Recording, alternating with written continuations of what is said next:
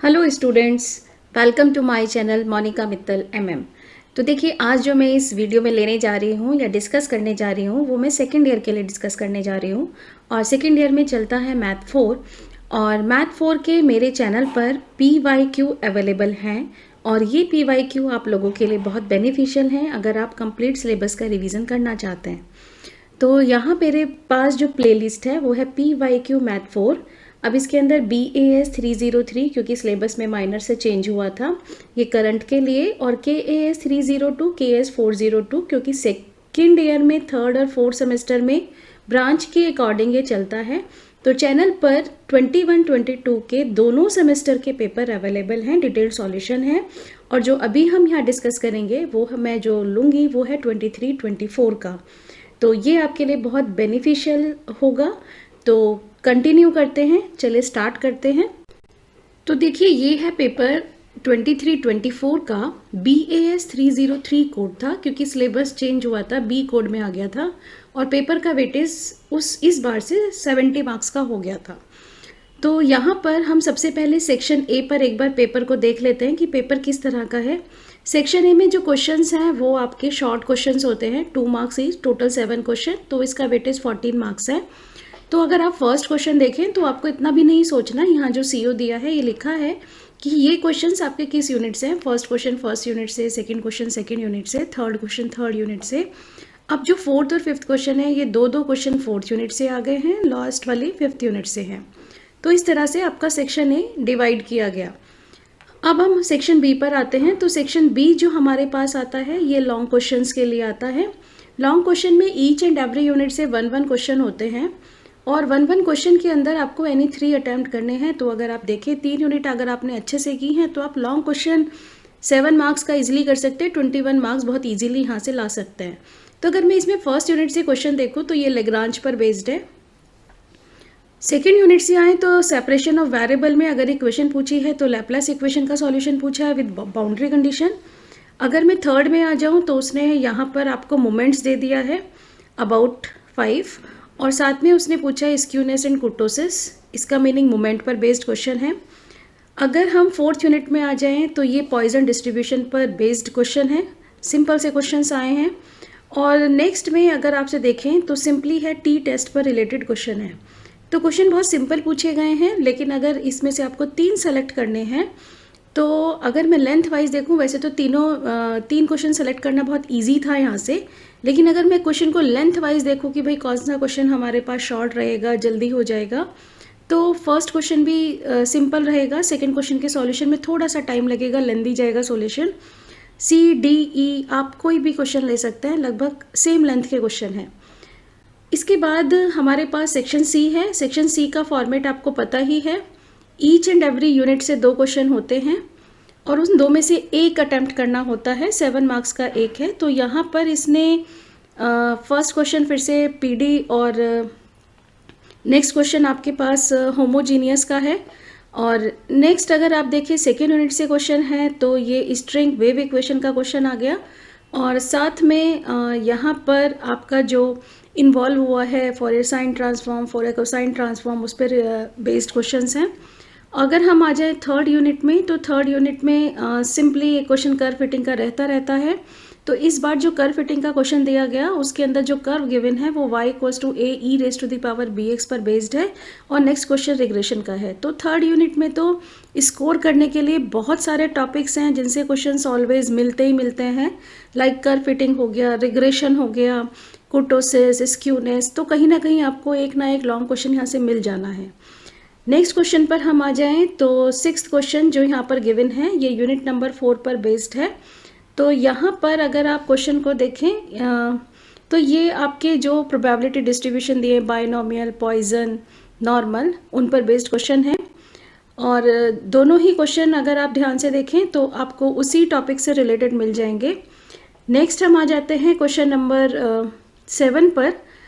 यहाँ से भी आपको एक एक क्वेश्चन अटैम्प्ट करना है। तो यूनिट नंबर 5 में आपके पास बहुत सारे टेस्ट हैं, चार्ट्स हैं, तो ये क्वेश्चन आपका टेस्ट ये चार्ट पर बेस्ड है। और लास्ट वाले क्वेश्चन में अगर आप देखें तो डायरेक्टली NP चार्ट की बात की गई है, NP चार्ट का क्वेश्चन है, इजीली आप कर सकते हैं। तो मैथ्स 4 में बहुत से ऐसे स्कोरिंग टॉपिक्स हैं जिसमें स्टूडेंट बहुत इजीली कर जाते हैं और नंबर ऑफ बैग्स बहुत कम रहती है। तो चलिए स्टार्ट करते हैं। सेक्शन ए से स्टार्ट कर रहे हैं, शॉर्ट क्वेश्चन। तो फर्स्ट क्वेश्चन हम लेते हैं, determine partial differential equation from the equation z equals to f 2x minus Y. आपके पास एक सॉल्यूशन गिवन है और इससे पीडीई का फॉर्मेशन करना है। तो जहाँ से पीडीई स्टार्ट है वो इसी टॉपिक से स्टार्ट है, फॉर्मेशन ऑफ पीडीई। तो उसी टॉपिक पर बेस्ड फर्स्ट क्वेश्चन है। यहाँ पर आपके पास z equals to f, number of arbitrary function given है 1, ओनली 1। तो z equals to f 2x minus Y. आपको क्या करना है, यहाँ से आर्बिट्री फंक्शन को एलिमिनेट करते हुए एक रिलेशन फाइंड आउट करना होता है। तो देखिए कैसे कर रहे हैं। z को डिफ्रेंशिएट करिए partially with respect to x, y as a constant. तो यहाँ से वैल्यू आ जाएगी f का derivative f dash 2x minus Y. अब 2x माइनस वाई का derivative with respect to x it's a 2, और इस del z by del x को आप कहते हैं स्मॉल p। नेक्स्ट करिए z का derivative with respect to y, x as a constant. Again derivative of f is f dash 2x minus Y and derivative of 2x minus y with respect to y it's -1। और ये जो आपके पास value आती है this is equals to q। this is equation number 1 and equation number 2। equation number 1 equation number 2 की help से f dash को एलिमिनेट कर लीजिए। तो ये एलिमिनेट करना बहुत सिंपल है।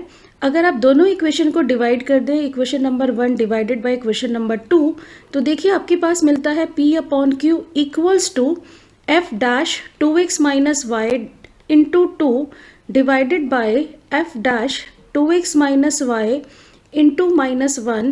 this is cancel out। तो आपके पास वैल्यू आती है minus p equals to 2q। So equation p plus 2q equals to 0। This is required PDE. तो लास्ट में जो इक्वेशन आती है उसमें आर्बिट्री फंक्शन का एलिमिनेशन होता है। तो इस तरह से आप इस क्वेश्चन को कर सकते हैं। अब चलते हैं क्वेश्चन नंबर बी पर। सेकंड पार्ट सेकंड यूनिट से रिलेटेड है, जहां पर आप पढ़ते हैं solution of PDE bye using separation of variable. तो देखिए क्वेश्चन क्या पूछा गया है, क्लासीफाई। ये टॉपिक है क्लासिफिकेशन का। अब क्लासिफिकेशन का टॉपिक एक बार रिकॉल करते हैं। आपके पास जो भी सेकेंड ऑर्डर डिफरेंशियल इक्वेशन है, यहाँ मैंने लिख दिया है A U X X, B U x Y, C U Y Y, U X U Y F U equals to 0, जो भी इक्वेशन दिया है, आपको यहाँ से एक टर्म फाइंड आउट करना होता है बी स्क्वायर माइनस 4ac। अगर बी स्क्वायर माइनस 4ac की वैल्यू 0 मिल जाए तो इक्वेशन का nature parabolic, greater than 0 hyperbolic, less than 0 means elliptic. तो हमारे पास जो इक्वेशन गिवन है वो एक्स वाई में ना देकर एक्स टी में है। हमने इस इक्वेशन को लिख लिया यू टी टी, जो गिवन इक्वेशन लिखा है। अब यहाँ देखिए ए क्या है, ए है आपके पास कोफिशिएंट यू एक्स एक्स का। तो अगर मैं ए की वैल्यू अपने क्वेश्चन से निकालूँ तो यू टी टी का कोफिशिएंट है 1, तो क्वेश्चन के अकॉर्डिंग ए की वैल्यू 1। नेक्स्ट आता है B, coefficient of U x Y, meaning जहाँ दोनों वेरिएबल्स की मिक्सिंग है। आपके पास दोनों वेरिएबल्स की मिक्सिंग है U X T, so coefficient of U X T is T, so according to question B equals to T. Now U X X, coefficient of U X X it's a C, आपके पास C की value आ गई x। तो according to question B square minus 4ac this is equals to T square minus 4x। अब क्योंकि ये जो हमारे पास term B square minus 4x है, ये कोई कांस्टेंट टर्म तो नहीं है कि मैं डायरेक्टली आंसर कर सकूं कि मेरा इसका इक्वेशन का नेचर क्या होगा। तो आप इस पर 3 केसेस बना लीजिए। T square minus 4x equals to 0, then nature is parabolic. ये क्या इम्प्लाइज करता है कि टी स्क्वायर इक्वल्स टू अगर 4x है तो नेचर क्या रहेगा, पैराबोलिक। सेकेंड केस बना लें, B square minus 4ac meaning T square minus 4x is greater than 0, then nature is hyperbolic. यहां से आप लिख सकते हैं 4x is less than T square, तो नेचर आपके पास आ जाएगी हाइपरबोलिक। थर्ड केस बना लें, T square minus 4x is less than 0, और लेस देन 0 पर नेचर आपके पास है इसकी इलिप्टिक। इसका means 4x is greater then T square, the nature is elliptic. आप इस तरह से क्वेश्चन का आंसर कर सकते हैं। चलिए नेक्स्ट क्वेश्चन पर मूव करते हैं। Question number C. Question number C आपके पास यूनिट 3 से है, जहां अभी मैंने कर्व फिटिंग की बात करी कि एक लॉन्ग क्वेश्चन कर्व फिटिंग का है, और एक 2 मार्क्स का क्वेश्चन आपके पास फिर से कर्व फिटिंग के टॉपिक से है, नॉर्मल इक्वेशन। तो किसी भी कर्व फिटिंग का अगर क्वेश्चन है तो नॉर्मल इक्वेशन तो रिक्वायर्ड होती हैं। तो इस बार कर्व फिटिंग से टोटल 9 मार्क्स का पूछा गया है इस पेपर में, 2 मार्क्स शॉर्ट क्वेश्चन में, 7 मार्क्स का लॉन्ग क्वेश्चन में। तो write the normal equation to fit the curve y equals to c0 by x plus c1 root x. आपने कर्व लिख लिया, इसकी नॉर्मल इक्वेशन निकालते हैं। आपके पास यहाँ जो कॉन्स्टेंट्स हैं वो हैं c0 c1। तो फर्स्ट नॉर्मल इक्वेशन लिखने का जो तरीका है या याद करने का तरीका कह लो, c0 का जो कोफिशिएंट है वो है 1/x। 1/x से कंप्लीट इक्वेशन में आप मल्टीप्लाई करके इस तरह से लिख लो, y/x इक्वल्स टू 1/x से कर रहे हो तो c0/x square plus c1 1/x से कर रहे हो तो रूट एक्स। समेशन अप्लाई कर लो, तो ये आपके पास आ गया फर्स्ट नॉर्मल इक्वेशन। अब आती हूँ c1 पर। c1 का कोफिशिएंट है रूट एक्स, पूरे इक्वेशन में रूट एक्स से मल्टीप्लाई कर दो, by root x equals to c0 by root x plus c1x। Summation apply कर लो, ये समेशन अप्लाई कर लिया। This is second normal equation. Complete question का सॉल्यूशन कंप्लीट हो जाएगा। अब आते हैं डी पार्ट पर। डी पार्ट आपका यूनिट 4 से है। देखिए क्या पूछा गया है डी पार्ट में, find expected mean. Expected mean की बात की गई है for the following probability distribution. Probability distribution में उसने हमें x प्रोवाइड करा दिया, उसके कॉरेस्पॉन्डिंग हमारे पास प्रोबेबिलिटी है और एक्सपेक्टेड मीन की बात की गई है। तो एक्सपेक्टेड मीन निकालने का formula summation pi into xi। दोनों चीज़ें हमारे पास टेबल में हैं, रखते जाते हैं। pi इंटू xi मतलब आपके पास p1 x1 plus p2 x2, जितनी वैल्यूज़ दी गई हैं करते जाइए। तो फर्स्ट है 8 into 1/8 plus 12 into 1/6 plus 16 into 3/8 plus 20 into 1/4 plus 24 into 1/12। Add कर ले तो यहाँ से first term is 1 plus 2, this is 6 plus 5 plus 2। Add कर लीजिए, टोटल वैल्यू आपके पास कितनी आ जाएगा, this is 3 plus 6 9 plus 5 14 plus 2 is 16। तो फाइनल आंसर इज 16। ये आपके पास इस क्वेश्चन का आंसर होगा। क्वेश्चन बहुत सिंपल पूछा गया था। आप चलते हैं नेक्स्ट क्वेश्चन पर, ई पार्ट। ई पार्ट है प्रोबेबिलिटी डेंसिटी फंक्शन गिवन है। If fx has probability density function as px raise to the power 4, जहाँ उसने x हमें बता दिया कि x कहाँ से कहाँ तक लाई करता है, देन कैलकुलेट p। तो प्रोबेबिलिटी डेंसिटी फंक्शन जो हमें यहाँ fx दिया है वो है px raise to the power 4, जहाँ x की वैल्यू है डिफाइंड 0 to 1 में। तो प्रोबेबिलिटी डेंसिटी फंक्शन पर एक प्रॉपर्टी हम पढ़ते हैं, this is -∞ to ∞ fx dx equals to 1, जो ऑलरेडी मैंने यहाँ लिखी है। क्वेश्चन के अकॉर्डिंग ये जो x है ये डिफाइंड है 0 to 1 में, तो आपके पास जो लिमिट आ जाएगी वो आ जाएगी 0 to 1। fx की value according to question px raise to the power 4 dx equals to 1। इस इंटीग्रेशन की वैल्यू 1, तो इसे इंटीग्रेट कर लेते हैं p x raise to the power 5/5 0 to 1, this is equals to 1। So आपके पास वैल्यू है p/5 इक्वल्स टू 1। p उसने पूछा है तो according to question p equals to 5। Question देखिए कितने सिंपल आए हैं। इसके बाद चलते हैं theoretical question, explain null hypothesis. तो मैंने यहाँ डिफाइंड कर दिया है कि null hypothesis is a definite statement to check any hypothesis. तो यहाँ पर आप नल हाइपोथेसिस क्या लेते हैं, there is no significant difference और relationship between variables within a population. तो it's a definite statement about the population, this is called null hypothesis. Simple सी डेफिनेशन है, 2 लाइन की, आप इजीली याद कर सकते हैं। नेक्स्ट है describe control limit for R chart. तो ये यूनिट 5 में सबसे लास्ट में आपके पास चार्ट्स गिवन हैं। तो उसने आर चार्ट की कंट्रोल लिमिट्स के बारे में किया है, रेंज चार्ट है। तो कंट्रोल लिमिट्स चार्ट की है control limit, LCL lower control limit, UCL upper control limit. तो आर चार्ट के लिए कंट्रोल लिमिट होती है R बार, LCL D3 R बार, UCL D4 R बार। D3 D4 तो टेबल से गिवन होती हैं या क्वेश्चन में गिवन होता है। R बार आपके पास क्या है, ये आपके पास जितनी भी सैंपल्स की रेंज गिवन है उनका मीन ले लेते हैं। तो RI किसको डिनोट करता है, it's a sample range. Question में ये सैंपल्स के रेंज गिवन होते हैं, वहाँ से आप R बार ले लेते हैं। यहाँ उसने सिर्फ फॉर्मूले पूछे हैं तो फॉर्मूले लिखकर आप इस क्वेश्चन का आंसर कर सकते हैं। तो इस तरह से, तो चलिए नेक्स्ट हम स्टार्ट करते हैं सेक्शन बी, और ये आपके पास लॉन्ग क्वेश्चन है। तो देखिए मैंने यहाँ पर क्वेश्चन नंबर 2 के दोनों पार्ट यहाँ लिए हैं। फर्स्ट क्वेश्चन पर मैं आती हूँ। फर्स्ट क्वेश्चन है solve y² x + yp + x² x + yq = x² + y² z। अब ये जो क्वेश्चन है ये लेग्रांज से है, तो ये लॉन्ग क्वेश्चन लेग्रांज के कॉरस्पॉन्डिंग यहाँ पूछा गया है।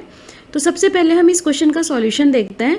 आपके पास जो भी गिवन इक्वेशन है आप इसे लिख लीजिए, और ये जो फॉर्मेट है वो ये लेग्रांज का फॉर्मेट है, capital P × small p plus capital Q × small q = R। This is Lagrange differential equation.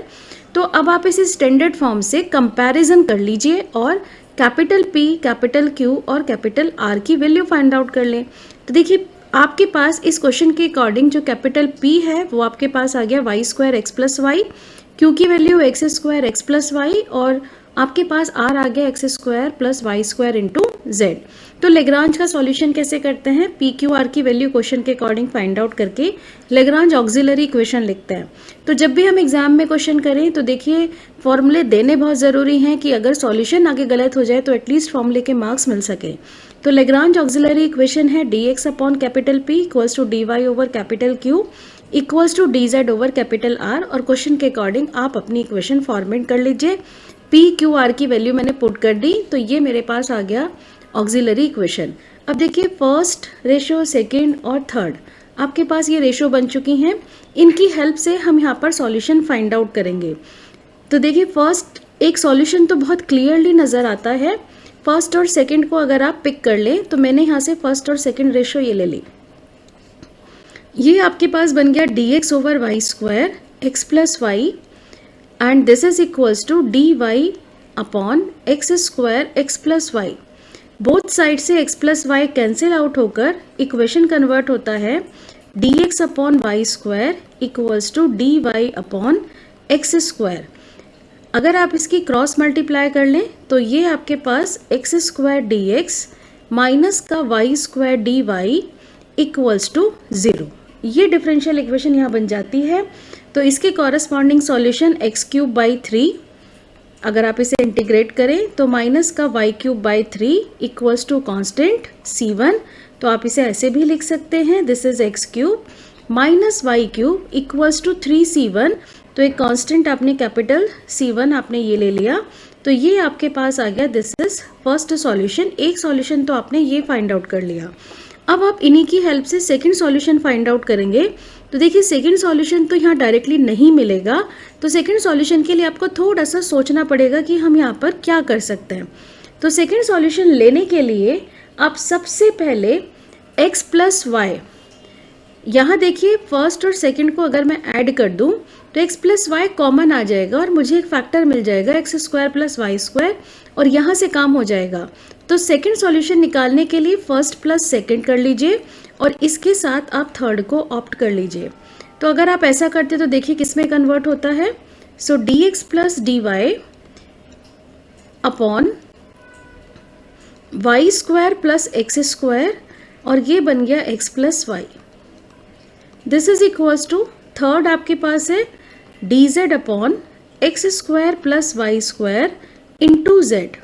ये फैक्टर कैंसिल आउट हो जाएगा x² + y² का, और अब आपके पास ये बन जाता है dx + dy upon x + y। This is equals to dz upon z। यहाँ से सॉल्यूशन निकालना पॉसिबल है। तो अगर आप ध्यान से देखें तो x + y का डेरिवेटिव यहाँ रखा हुआ है ऊपर, आप इसे इस तरह से भी सोच सकते हैं। This is differentiation of x + y divided by x + y this is equals to D Z over Z. तो सॉल्यूशन की वैल्यू क्या आ गई अगर आप इसे इंटीग्रेट कर लें, log of x plus y equals to log of z plus constant. अब कांस्टेंट भी मैंने log में ले लिया, कांस्टेंट C2, जिससे कि इसे आगे कंबाइन करना और आसान हो। तो आप इसके पास C2 की वैल्यू निकाल लें, तो ये आपके पास कन्वर्ट हो जाता है log of x plus y upon z, this is equals to log of C2। So x plus y upon z equals to C2। ये आपके पास आ जाता है इसके क्वेश्चन के कॉरस्पॉन्डिंग सेकंड सॉल्यूशन। तो है इस जनरल सॉल्यूशन। अब आप जनरल सॉल्यूशन इजीली लिख सकते हैं क्योंकि लैग्रांज के दोनों सॉल्यूशन आपके पास हैं। सो जनरल सॉल्यूशन इज, जैसे आप जनरली लिखते हैं, और अगर फिर भी आपको लैग्रांज के और डिटेल्ड वीडियोस चाहिए तो ये सब प्लेलिस्ट में है, वहाँ से भी आप देख सकते हैं। तो general solution of this, first आपके पास जो सॉल्यूशन आया था, ये सॉल्यूशन मेरा बना था x cube minus y cube, comma second solution था x plus y upon z equals to 0। तो देखिए बहुत सिंपल सा क्वेश्चन था, 7 मार्क्स में, कोई इतना टाइम टेकन क्वेश्चन ये नहीं है। अब इसी के साथ हम इस पार्ट का सेकंड पार्ट देखते हैं। सेकंड पार्ट में यहाँ पर जो क्वेश्चन है वो आपके पास है सेपरेशन ऑफ वेरिएबल का। ये लॉन्ग क्वेश्चन है। अगर मैं ए और बी पार्ट में कंपैरिजन करूँ तो ए थोड़ा शॉर्ट है और बी थोड़ा लॉन्ग क्वेश्चन है। तो देखिए, use separation of variable method to solve equation this. अब ये जो इक्वेशन दी गई है ये इक्वेशन है लैप्लास इक्वेशन। तो यहाँ पर एक्चुअली उसने लैप्लास इक्वेशन का सॉल्यूशन पूछा है by using separation of variable subject to boundary condition. अब मैंने यहाँ बाउंड्री कंडीशन लिख दी है u0 y equals to 0। Second condition है u5 y equals to 0। Second मैंने ये बाउंड्री कंडीशन लिख दी। ux 0 equals to 0, third condition ये आपने ले ली। और फोर्थ कंडीशन है ux b equals to sine n pi x by 5। ये आपके पास आ गई फोर्थ बाउंड्री कंडीशन, जिन पे मैंने नंबरिंग कर दी b1 b2 b3 and b4। अब यहाँ सेपरेशन ऑफ वेरिएबल से अगर सॉल्यूशन पूछा गया है तो आप इसे कम्प्लीटली सबसे पहले सेपरेशन ऑफ वेरिएबल के कॉरस्पॉन्डिंग इसके सॉल्यूशन फाइंड आउट करेंगे। तो यहाँ पर आप इसका सॉल्यूशन लेट करके चलते हैं। Let u is a function of x और y, so capital X is a function of x only and capital Y is a function of y only। तो आपके पास इसका जो सॉल्यूशन आपने लेट कर लिया, this is x y, equation number 1। अब आप क्वेश्चन के अकॉर्डिंग इसे पार्शियली डिफरेंशिएट कर लें। So del u by del x, this is equals to y तो कांस्टेंट रहेगा, this is x dash y, और इसी के corresponding del two u over del x square find out कर लें। So x double dash y, similarly del 2u upon del y square, this is equals to x constant रहेगा, pi double dash, and put these values in the given equation. So equation converted into del 2u over del x square is x double dash y plus x y double dash, this is equals to 0, and divide this equation by x y. So x y से आप इसे divide कर दें, divide by x y plus x y double dash divided by x y equals to 0। So this equation converted into y से y cancel out हो जाएगा, x double dash over x plus y double dash upon y equals to 0, और यहाँ से variable को आप separate कर लें, x double dash upon x equals to minus का y double dash upon y, and this is equals to any arbitrary constant k। यहाँ तक आप अपने क्वेश्चन को पहुँचा दें। अब यहाँ पर आगे के जितने भी सॉल्यूशन हैं वो k पर डिपेंड करेंगे कि आप k कैसा चूज़ करते हैं। तो सबसे पहले मैं यहाँ पर फर्स्ट डिफरेंशियल इक्वेशन फॉर्म करती हूँ।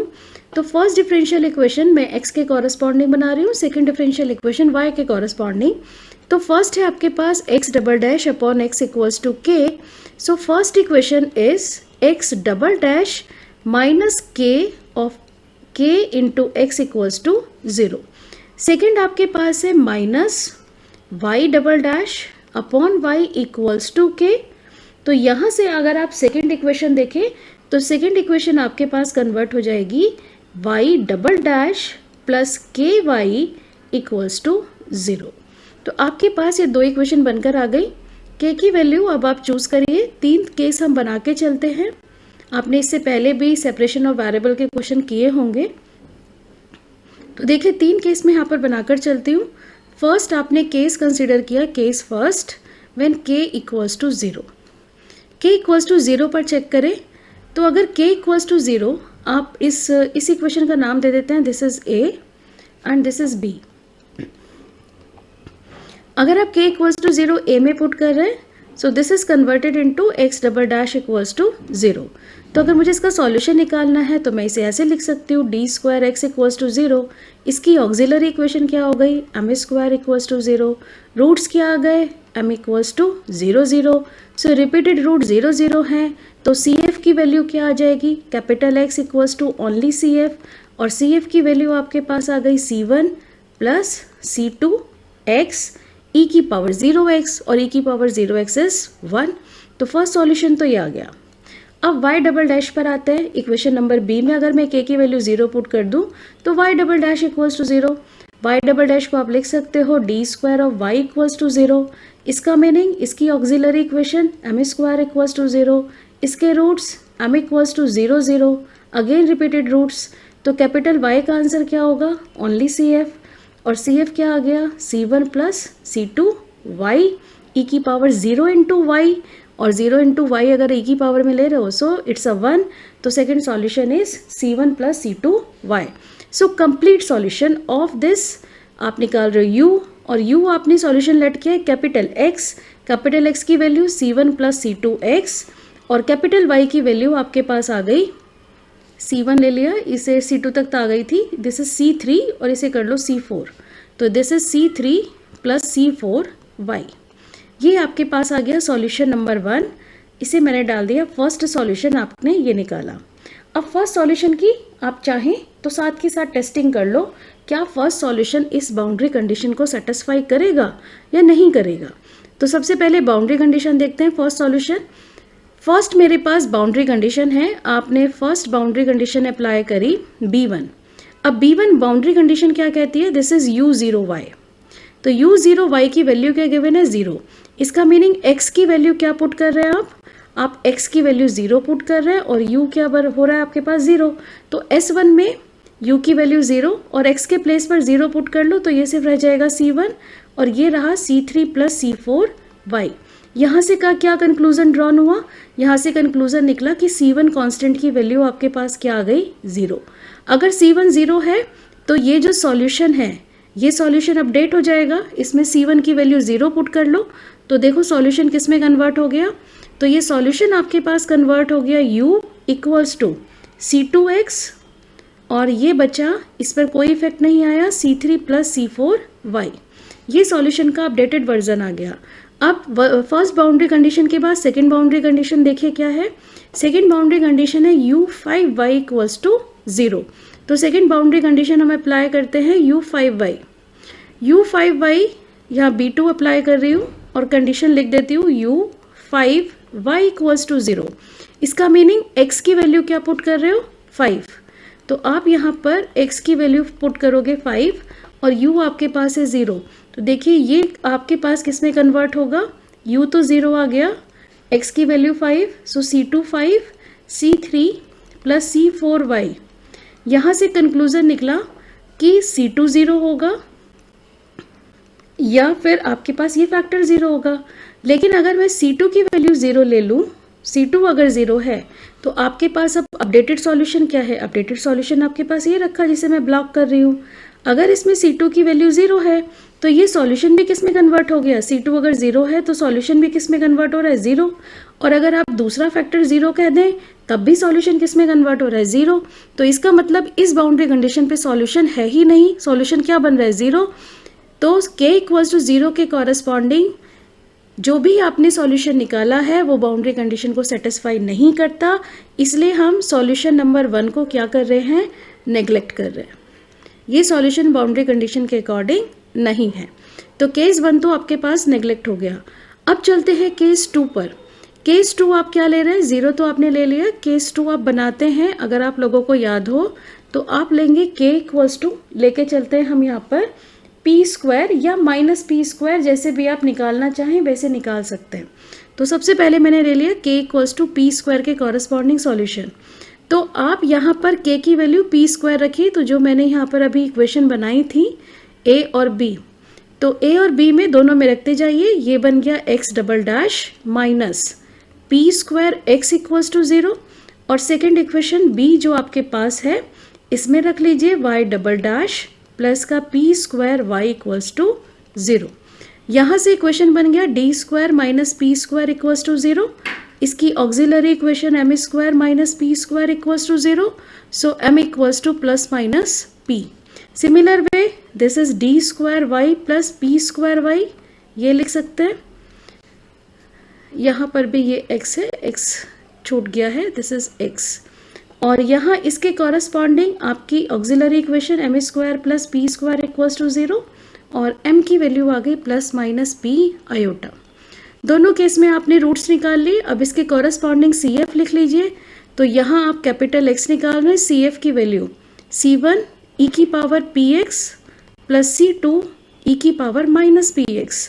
सेकेंड सॉल्यूशन आ गया y equals to, imaginary roots हैं तो e की पावर 0 इंटू वाई 1 हो जाएगा। नया कांस्टेंट लेते हैं C3 cos, इमेजिनरी पार्ट है p into y plus C4 sine P Y.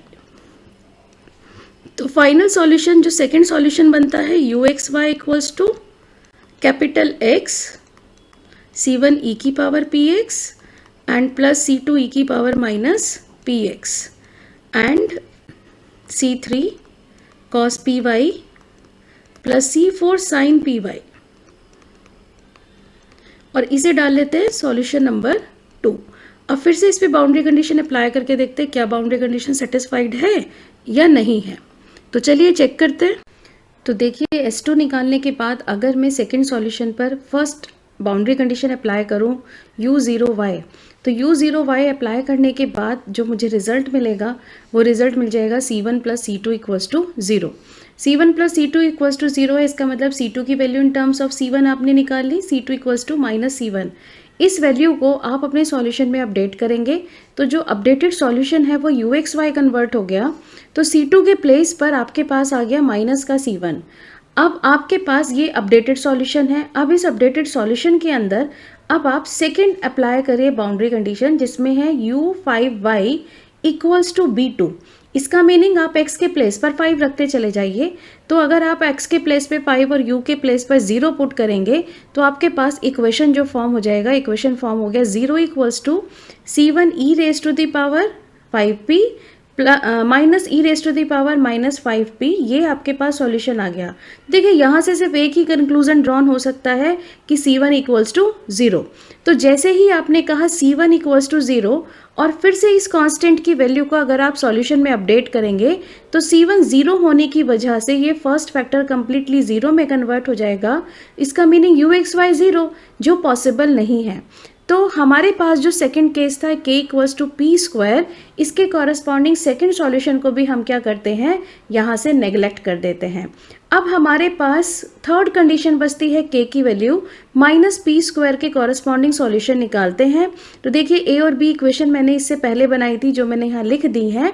हमारे पास a और b इक्वेशन ये थी जिसमें मैंने k को रिप्लेस कर दिया माइनस पी स्क्वायर से, तो इक्वेशन कन्वर्ट हो गया x double dash plus P square x and y double dash minus का P square y equals to 0। अगर आप इसकी ऑक्सिलरी इक्वेशन से रूट्स निकाल लें तो फर्स्ट इक्वेशन में आपके पास रूट्स आ गए m equals to plus minus P iota, और सेकेंड इक्वेशन जो y के कॉरस्पॉन्डिंग है this is plus minus p।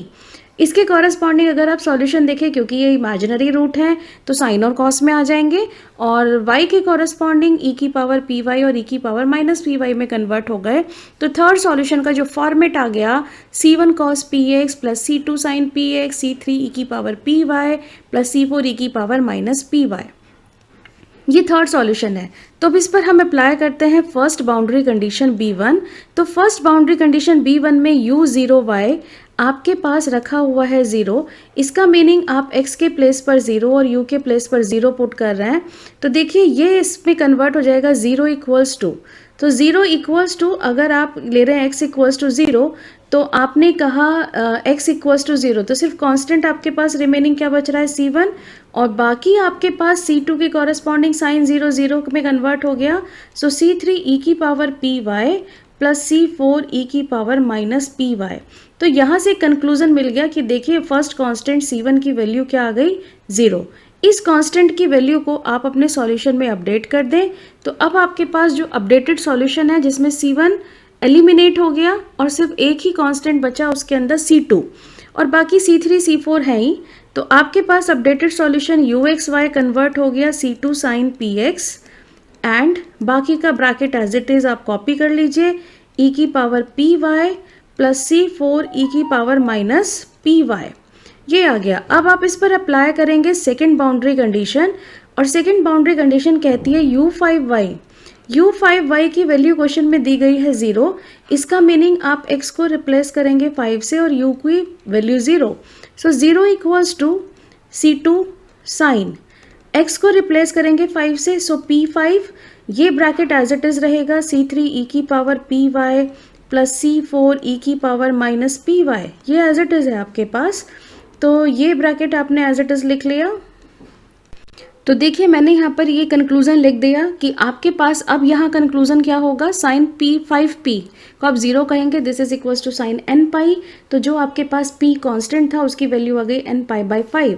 अब आप इसे फिर से आप अपने सॉल्यूशन में अपडेट कर लें, तो आपके पास अपडेटेड सॉल्यूशन आ गया UXY equals to C2 sine P की वैल्यू हो गई n pi by 5 into x,